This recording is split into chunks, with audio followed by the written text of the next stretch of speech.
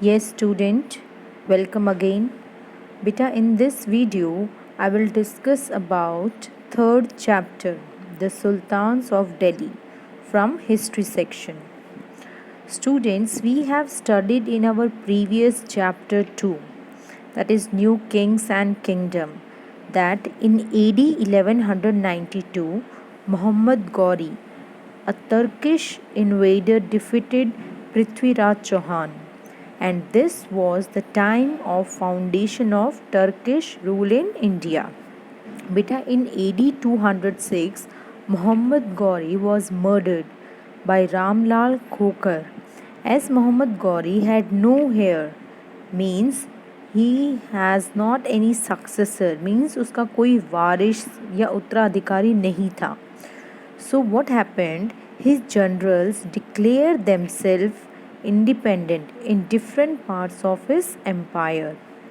One of his general, Qutbuddin Aibak, assumed control of Muhammad Ghori's Indian position and laid the foundation of Delhi Sultanate. So beta, in this video we will discuss about the Delhi Sultanate.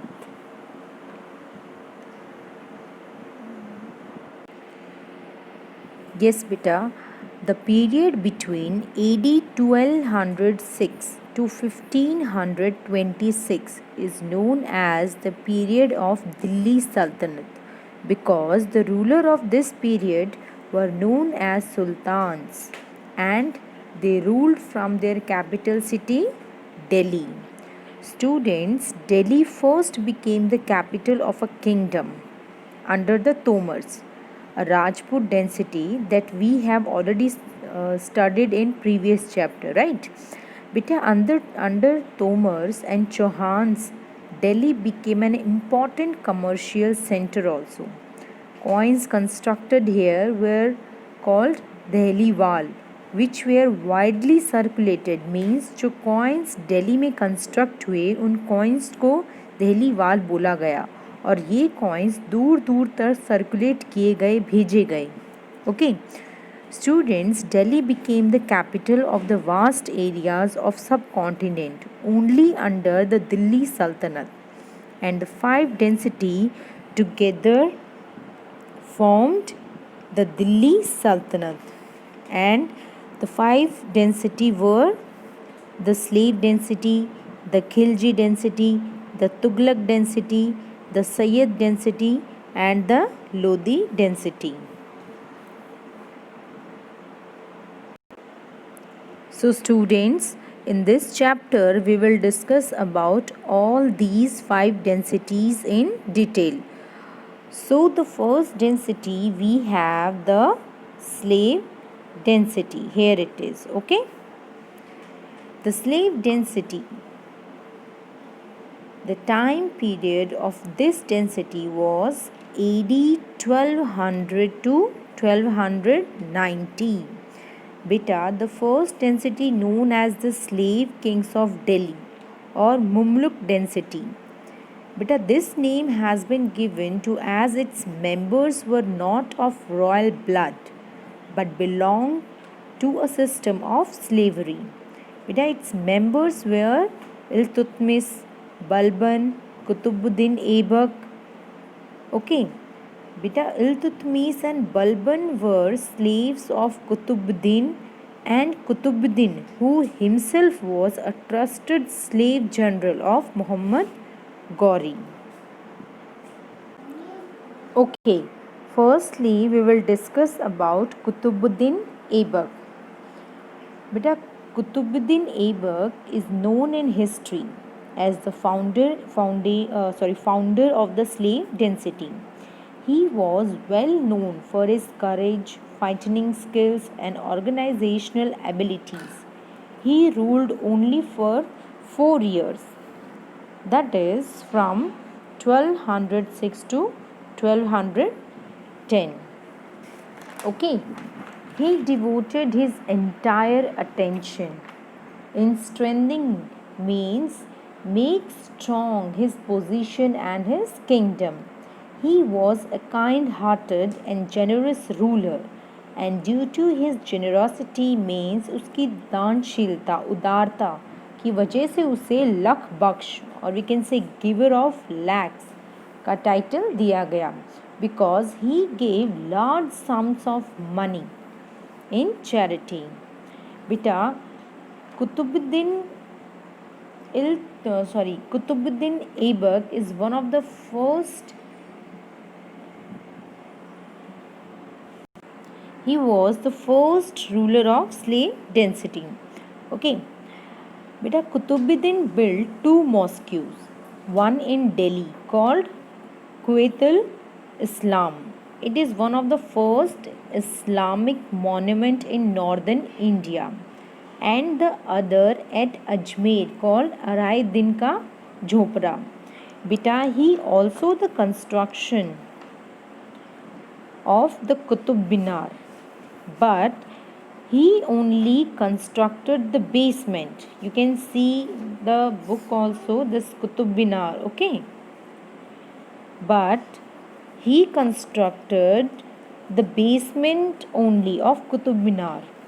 Due to his sudden death at Lahore, his successor Iltutmish completed it.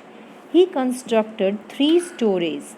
Later, the last 2 stories were completed by Firoz Shah Tughlaq.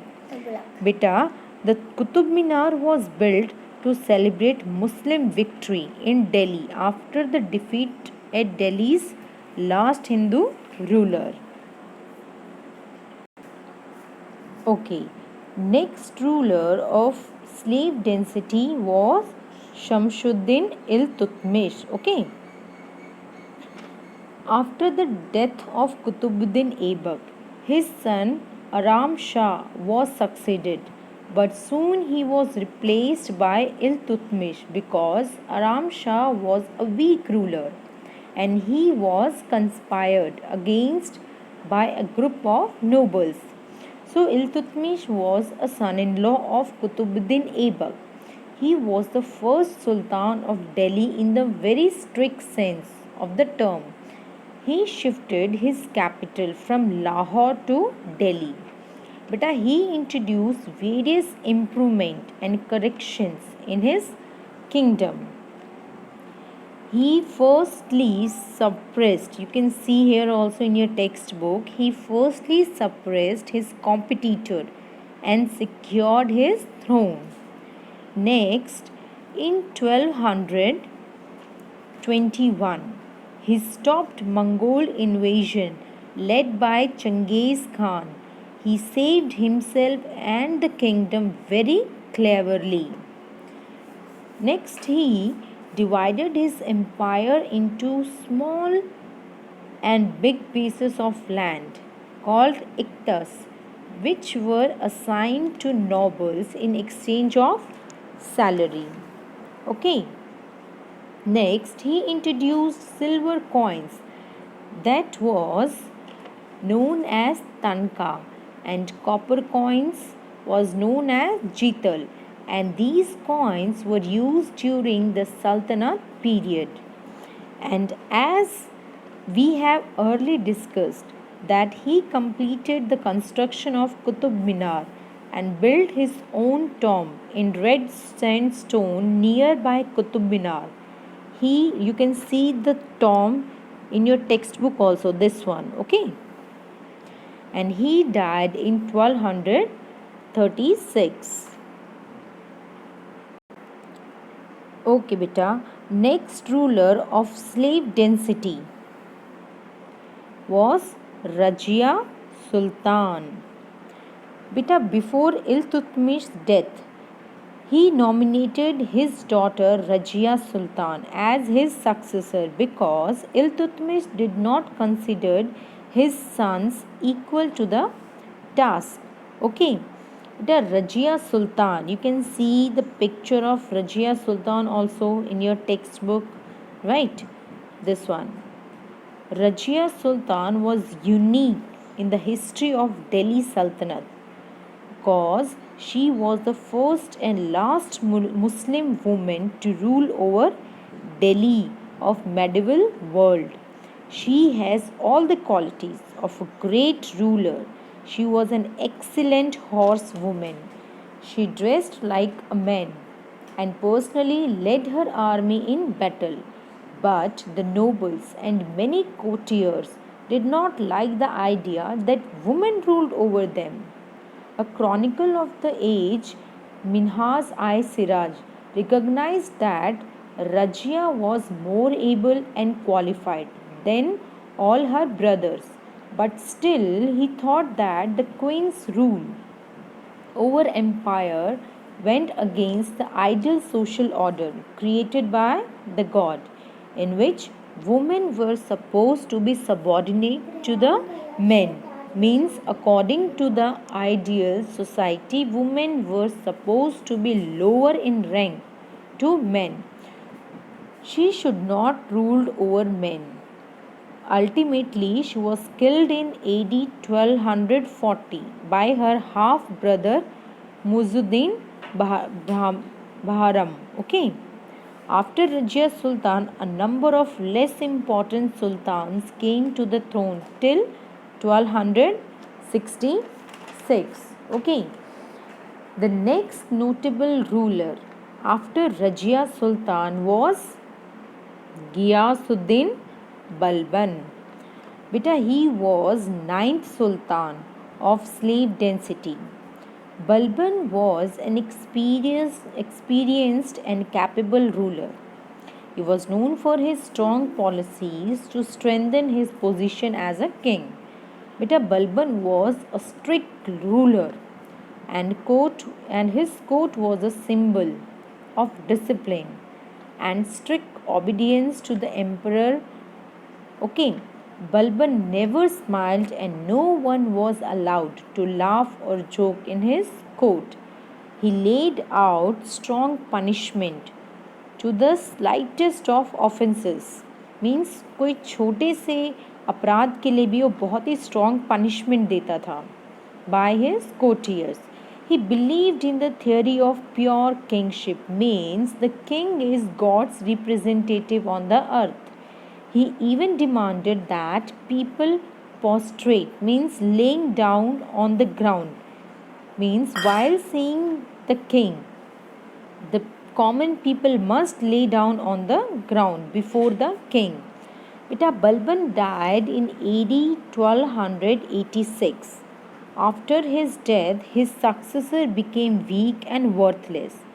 So in AD 1290, the Delhi Sultanate passed into the hands of new density, that was the Khilji density. So beta, today in this video we have discussed about the two density. Sorry, only one density, that was slave density. Under slave density we have discussed about Qutbuddin Aibak, right?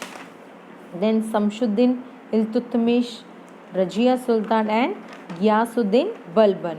Beta, in next video we'll discuss about our next density.